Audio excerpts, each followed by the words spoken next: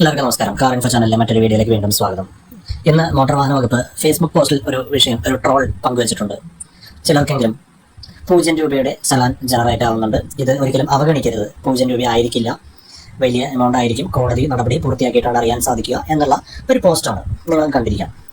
എനിക്കും കഴിഞ്ഞ വർഷം ഇതുപോലെ ഒരു ചലാൻ കിട്ടിയിരുന്നു. ഒരു ചെറിയ ഓവർടേക്കിങ്ങിൻ്റെ ദൃശ്യമാണ് ചലാനാസ്പദമായ സംഭവം. പരിവാഹൻ ആപ്പിൽ വെറുതെ പരിശോധിച്ചപ്പോൾ ആണ് ഒരു ചലാൻ ജനറേറ്റ് ആയി കിടക്കുന്നത് കണ്ടത്.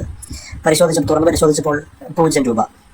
വകുപ്പിലെ ചില സുഹൃത്തുക്കളോട് കാര്യം അന്വേഷിച്ചപ്പോൾ അറിയാൻ സാധിച്ചത് ഇത് കോടതിയിലേക്ക് അയച്ചിട്ടുള്ളതാണ്. കോടതിയാണ് പിഴ തീരുമാനിക്കുക. ചില കുറ്റകൃത്യങ്ങൾ അല്ലെങ്കിൽ നിയമലംഘനങ്ങൾക്ക് വകുപ്പിലെ ഉദ്യോഗസ്ഥർക്ക് പിഴ ഈടാക്കാൻ സാധിക്കില്ല. കോടതിയിലേക്ക് അയച്ച് ജഡ്ജിയാണ് പിഴത്തുക തീരുമാനിക്കുന്നത്. പ്രത്യേകിച്ച് പൊതുജനങ്ങൾ ഫോട്ടോ എടുത്തയക്കുന്ന സന്ദർഭങ്ങളിൽ ഉദ്യോഗസ്ഥർക്ക് പിഴ ചുമത്താൻ സാധിക്കില്ല. ഏതൊക്കെ ക്ലോസുകളാണ് വയലേഷൻ ഉള്ളത് എന്ന് രേഖപ്പെടുത്തി അത് കോർട്ടിലേക്ക് അയക്കണം. കോർട്ട് എന്ന് പറയുമ്പോൾ ഒരിക്കലും നമ്മൾ കോടതി നടപടികളിലേക്ക് പോകേണ്ട ഒരാവശ്യമില്ല. vcourts.gov.in എന്നുള്ള ഒരു വെബ്സൈറ്റ് ഉണ്ട്. ഈ വെബ്സൈറ്റ്, അതായത് ഒരു വെർച്വൽ കോടതിയിലേക്കാണ് ഇത് ഫോർവേഡ് ചെയ്യുന്നത്. നമ്മൾ നേരിട്ട് ഹാജരാവേണ്ട ഒരു ആവശ്യവും അവിടെയില്ല. നമുക്ക് ഇതിനെ ചലഞ്ച് ചെയ്യണം എങ്കിൽ മാത്രം അഭിഭാഷകൻ മുഖേന അല്ലെങ്കിൽ നേരിട്ടോ നമുക്കത് ഈ കോടതിയെ സമീപിക്കാവുന്നതാണ്. അല്ലാത്ത പക്ഷം ഇതൊരു സ്വാഭാവിക നടപടി മാത്രമാണ്.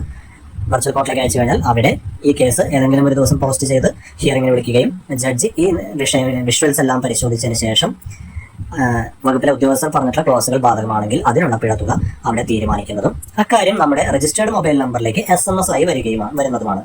ഏകദേശം 6 മാസമൊക്കെ ഈ ഒരു പ്രോസസ്സിന് വേണ്ടി എടുത്തേക്കാം. ഇങ്ങനെ വന്നതിന് ശേഷം നമ്മൾ എത്രയും പെട്ടെന്ന് ആ പിഴത്തുക അടച്ചു തീർക്കേണ്ടതാണ്. അല്ലാത്ത പക്ഷം നമ്മുടെ വാഹനം ബ്ലാക്ക് ലിസ്റ്റ് ചെയ്യപ്പെടുകയും ഒരു പക്ഷേ പിടിച്ചെടുക്കാനുള്ള അധികാരം വകുപ്പിലെ ഉദ്യോഗസ്ഥർക്ക് ലഭിക്കുന്നതുമായിരിക്കും. ബ്ലാക്ക് ലിസ്റ്റ് ചെയ്യപ്പെട്ടു കഴിഞ്ഞാൽ നമ്മുടെ വാഹനത്തിന് മോട്ടോർ വാഹന വകുപ്പിൽ നിന്നും ഒരു തരത്തിലുള്ള സേവനങ്ങളും പിന്നീട് ലഭ്യമായിരിക്കില്ല. ഈ പിഴ തുകയെല്ലാം നമ്മൾ അടച്ചു തീർത്താൽ മാത്രമേ തുടർന്ന് സേവനങ്ങൾ ലഭ്യമാവുകയുള്ളൂ. അപ്പോൾ ഇക്കാര്യങ്ങളെല്ലാം ശ്രദ്ധിക്കുക. ഒരിക്കലും 0 ഫൈൻ അവഗണിക്കരുത്. അതുപോലെ മറ്റൊരു പ്രധാനപ്പെട്ട വിഷയം, ആർട്ടിഫിഷ്യൽ ഇന്റലിജൻസ് ക്യാമറകൾ മാത്രമല്ല, വകുപ്പിലെ ഉദ്യോഗസ്ഥർക്കും അതിലുപരി പൊതുജനങ്ങൾക്കും ഫോട്ടോ എടുത്ത് മോട്ടോർ വാഹന വകുപ്പിലേക്ക് അയക്കാവുന്നതാണ് നമ്മുടെ നിയമലംഘനങ്ങളെ പറ്റി.